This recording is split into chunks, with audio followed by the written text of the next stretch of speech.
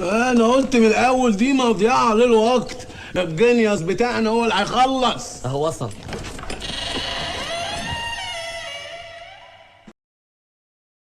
ازيك يا جينيس؟ تمام يا جينيوس، عامل ايه؟ صباح الفل. كله تمام. هنتكلم عن ايه النهارده؟ والله يا جينيوس عايزين نتكلم عن الميم كوينز، بالذات عايزين نشوف موضوع ترامب كوين اللي قلب الدنيا ده. جميل. مين كوين؟ يعني باختصار شديد زي كده يكون انت واصحابك عندكم ثيمه او ميم بتقعدوا تقطعوا لبعض على الواتساب. هي بتبقى صوره واحده كده. فالميم كوينز موجوده على البلوك تشين وفي الكريبتو. ان مثلا انا في صوره كلب بحبها وفي ناس كتير بتحب صوره الكلب دي، فبيبتدوا يتوكنايزوا الموضوع. فيبقى الصوره دي وراها باكينج من كوين اللي هو بس اشهر واحد دلوقتي دوج مثلا، عشان عندنا ايلون ماسك بيسبورته جامد، وعم عمل الفرع بتاعه في الحكومه سماه Department of Government Efficiency short for دوج. هو يسبورتس الكوين، والكوين ده ملوش اي يوتيليتي، يعني هو صوره كلب وعامل شغل جامد. يعني هو في التوب 20 كوينز في الكريبتو. فهي دي فكره الميم كوينز، ان هي بتبقى كوين ملوش اي يوتيليتي، ملوش اي لازمه، بيست على الناس بتشتري بتعمل هايب، سواء بقى بيعملوا له ماركتنج على تويتر او بيجيبوا ناس مشاهير بيتكلموا عنه او بيوزعوا جوائز. بس اوفرول هو ما بيحلش مشكله عندنا في الحياه او مشكله على البلوك تشين. طب انا عايز اسالك سؤال. دلوقتي انا بشوف ميم كوينز على شكل كلاب، على شكل قطط، يعني ممكن تحكي لي الموضوع بدأ ازاي، وايه موضوع الكلاب، وايه موضوع القطط، وايه اللي بيحصل في السيكتور ده من الكريبتو ماركت؟ ما زي ما كنت بحكي لك دلوقتي، يعني اشهر واحد دوج اللي هو صوره الكلب، عشان سبورتد باي ايلون ماسك. هو فكره ان انت الناس كلها بتجتمع ان هي معجبه بصوره كلب، بصوره قطه. او كان في اكشلي من قريب نوندج اللي هو سيد قشطه اللي اتولد في ايجيا. ده برضو كوين يعني عمل ماركت كاب اولموست بليون دولار.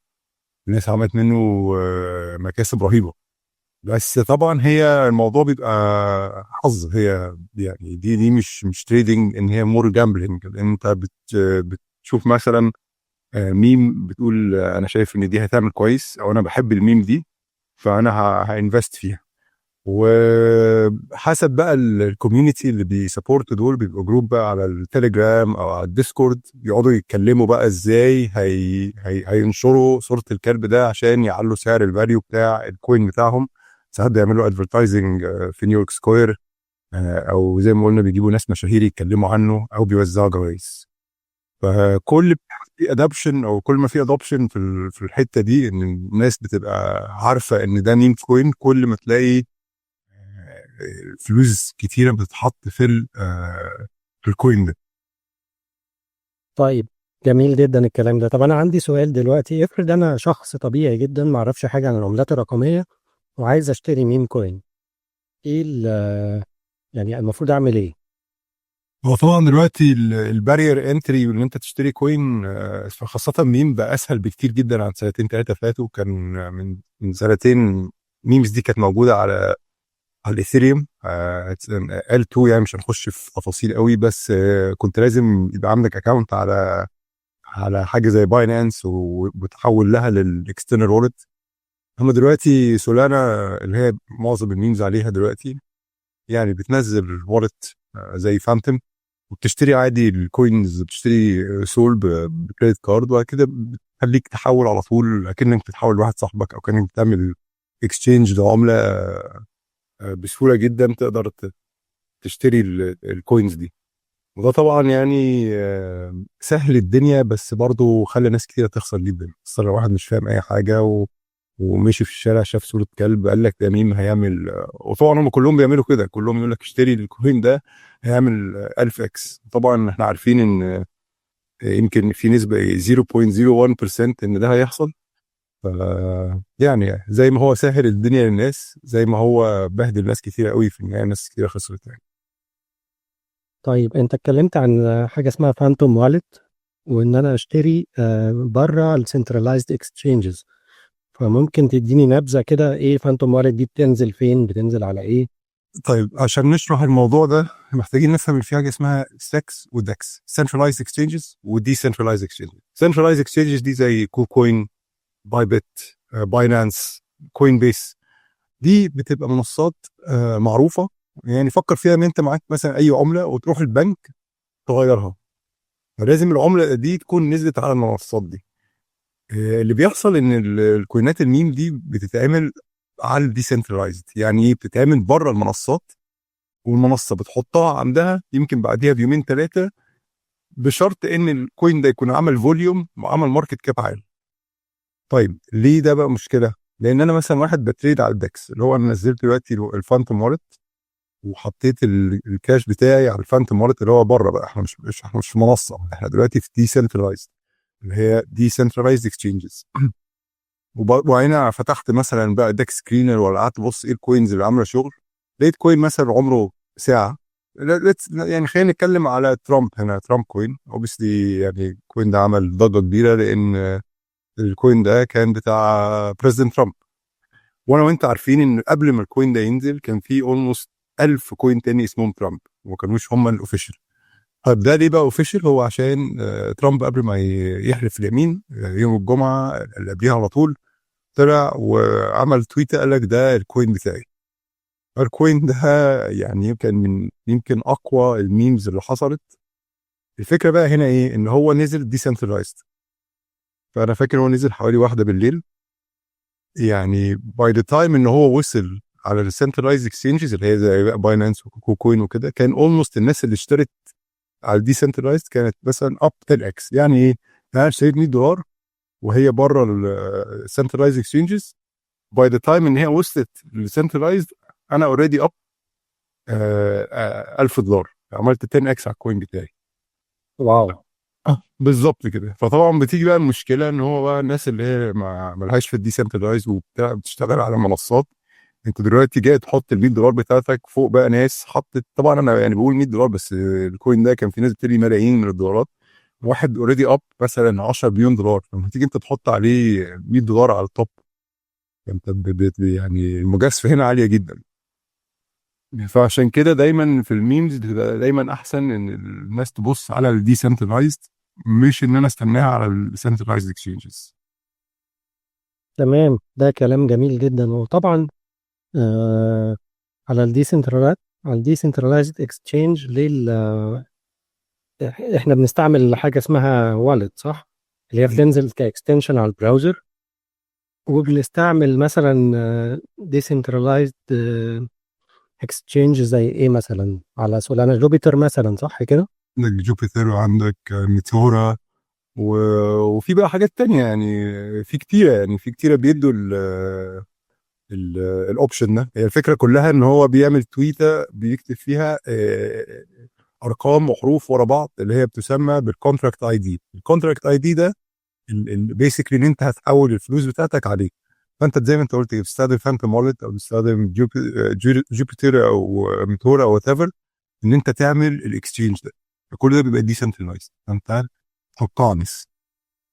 تمام، كويس ان انت اتكلمت عن الكونتراكت اي دي، عشان الكلام ده هياخدنا على حاجه مهمه جدا.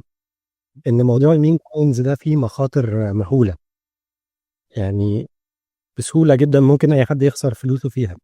فاحنا الاول يعني خليني اقول لك او نشرح للناس يعني ايه سمارت كونتراكت، وبعد كده نتكلم بقى على المخاطر اللي ممكن يواجهوها في حكايه التداول بتاع الميمز ده. اه ويا ريت برضه تقول لنا، يعني ما تقول بسرعه الناس محتاجه تفهم بسرعه يعني في خلال ثواني. يعني انت ممكن تقوم تخش الحمام وتخرج تلاقي ان انت ال100 ولا ال1000 بقت زيرو، والعكس صريح. العكس صحيح برضه يعني، بس طبعا العكس اللي بيحصلش قد ما الخساره بتحصل يعني. بالظبط، بالظبط كده. واحنا شفنا الكلام ده كتير. بالظبط. طيب الاول خليني اشرح يعني ايه سمارت كونتراكت. خلينا نعتبر ان السمارت كونتراكت ده عباره عن سوفت وير زي اي سوفت وير بينزل على الكمبيوتر، بس بدل ما بينزل على الكمبيوتر بينزل على البلوك تشين. السوفت وير ده بيبقى مكتوب فيه الرولز بتاعه التداول بتاع العمله، الليكويديتي، التوب سبلاي، الفيز اللي ممكن تدفعها كمتداول لما تشتري او تبيع. دي يعني في كل حاجه ليها علاقه بالعمله. وانس ان السمارت كونتراكت ده حصل له ديبلويمنت على البلوك تشين، خلاص العمله بقت متاحه للتداول.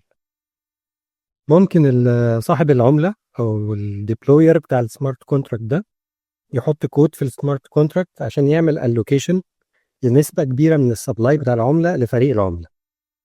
فخلينا بما اننا اتكلمنا على ترامب كوين اقول لك ان مثلا الديبلوير اللي نزل السمارت كونتراكت بتاع واللي عمل ديبلوي للسمارت كونتراكت بتاع ترامب عمل الوكيشن ل 80% من سبلاي العمله للفريق.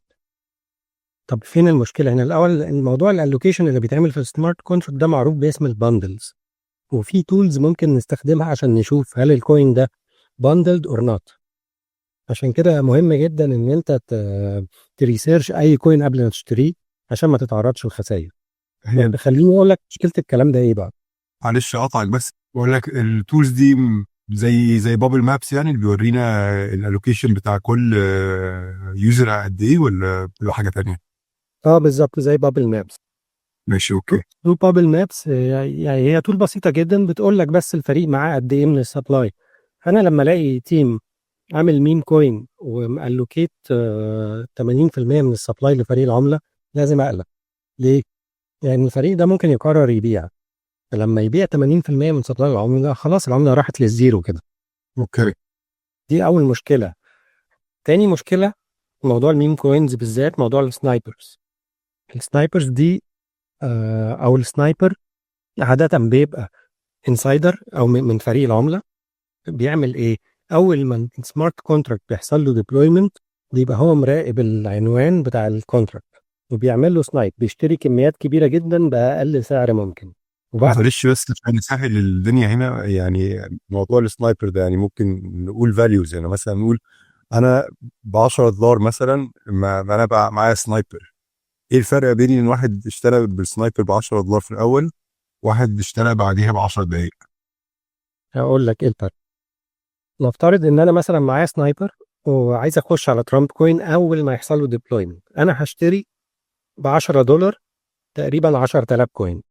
بعديه بنص ساعه اللي هيشتري بال $10 ممكن يشتري 1000 كوين. فانا اوريدي عملت 10 اكس في مثلا ايه 5 دقائق 6 دقائق نص ساعه. وبعد كده هبيع على كل الناس اللي داخله تشتري. ده يحصل ضم. فدي هيحصل ضمب طبعا.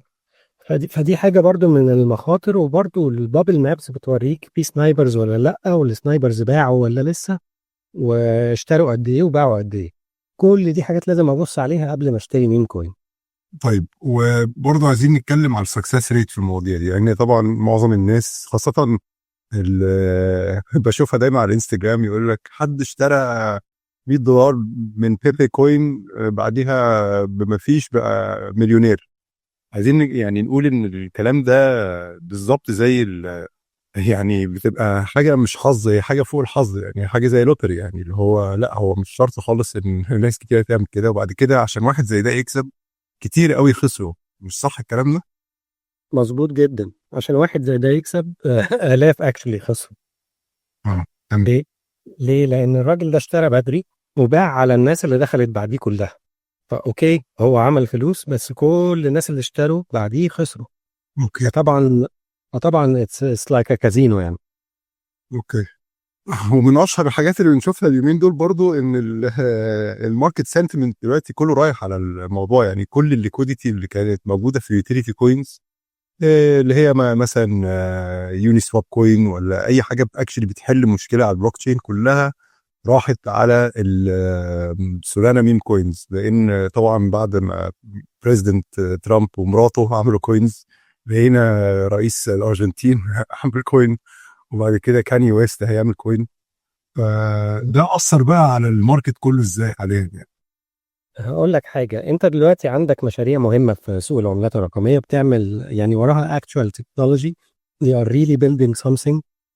وبتيجي انت تلاقي الناس بتخش بفلوسها كلها في العملات بتاعة مين زي الليبرا بتاعت رئيس الأرجنتين وميلانيا وترامب وغيرهم.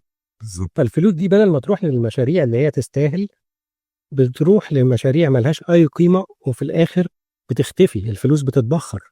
فأنت كده بتسحب سيولة من سوق العملات الرقمية. محدش، أغلب الناس بتخسر، محدش بيكسب. والعملات الكبيرة اللي هي بتبني بجد مشاريع مهمة ما بتتحركش، سعرها ثابت أو بتنزل أو بتقع. فهي طبعا حاجة very unhealthy يعني. جميل. عايزين بقى نبقى في ابيسود بعد كده نتكلم بقى على اليوتيليتي اللي هي طبعا من اهمها الدي فاي وال ريل وورلد اسيتس ار دبليو اي والديبن. يمكن ده في حلقات تانية نتكلم فيها. يعني شكرا على البودكاست الجميلة دي، كانت فعلا very insightful.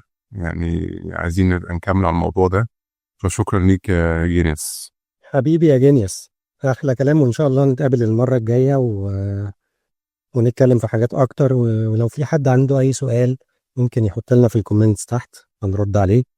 لو في موضوع عايزيننا نتكلم فيه برضو ممكن تحطوا لنا في الكومنتس وهنتكلم فيه إن شاء الله المرة الجاية. ماشي. حبيبي يا باشا، يلا مع السلامة.